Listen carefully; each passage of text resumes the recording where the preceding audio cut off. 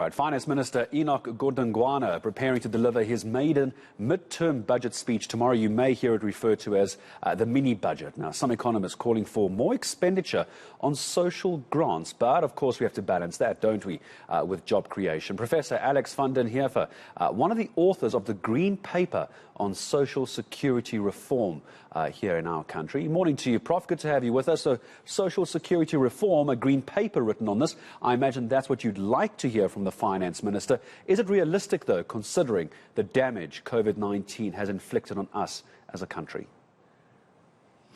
So first let me correct you. I'm not an author of the Green Paper. That's a government paper, but I have been involved in many of the processes that led up to it over the many years. I think that the Green Paper talks about comprehensive social security, which is something that we don't really have from an institutional perspective. So it's not all about government finances. It's often about the institutional arrangements that we create so that it is possible to have some kind of income protection in the case of all sorts of contingencies and disasters that may happen to people and smooth your income over your lifetime. But in terms of the ones that do involve government resources, such as social grants, they're an absolutely critical intervention to maintain the social stability of South Africa. They're not at a high enough level to really solve those problems, but without them we'd be in even deeper trouble. So they are an essential part of the mix of social support in South Africa, and you cannot avoid dealing with them. Prof, I apologise for suggesting you're one of the authors. I think I read that very quickly. That was my fault before you went to air. My apologies. You're not the author on the Green Paper. But you're talking about social grants. One of the new ones, of course, being this 350 Rand. It was called the COVID relief grant. There's now calls for that to be made more permanent. Where do you stand on that request? I think that, so we've got an incredible amount of people unemployed in South Africa, and it is systematic. In other words, it's not a problem that's going to be solved with one or two partial programs run by government here and there. It's a long-term, deep problem we're going to have to deal with. But what we can't do is leave around about sort of 9 to 13 million people without any kind of income whatsoever. So we have a substantial number of adults in income poverty. And that in itself has a terrible impact on the sort of social fabric.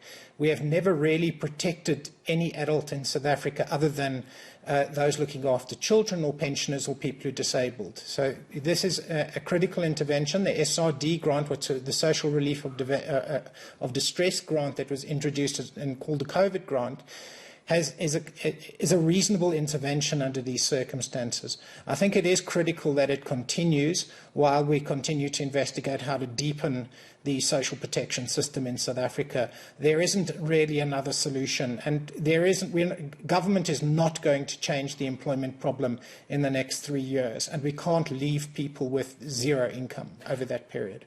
Final question to you, Prof. Time a little bit against us. We could talk about this all day. I'm afraid we can't, though. So where do we find the balance here? So we can't put all the money into all the egg baskets that we want. Where do we balance this?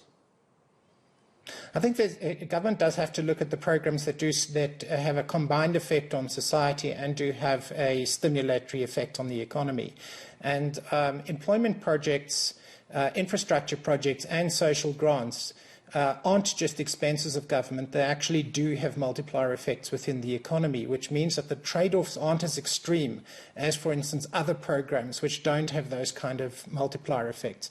So I think that as a demand stabilizer, social grants do not actually constrain government down the line as much as some other programs will. So I think that it is relatively safe to continue with the social relief of distress grant, I think, in the medium term without any major fiscal risk or risk to the economy. I appreciate your time as always. Professor Alex van den Heever for joining us here at School of Governance, chairperson as well, Social Security Systems Administration and Management Studies, looking at how we're going to divvy up what is a very small economic pie in the medium-term budget.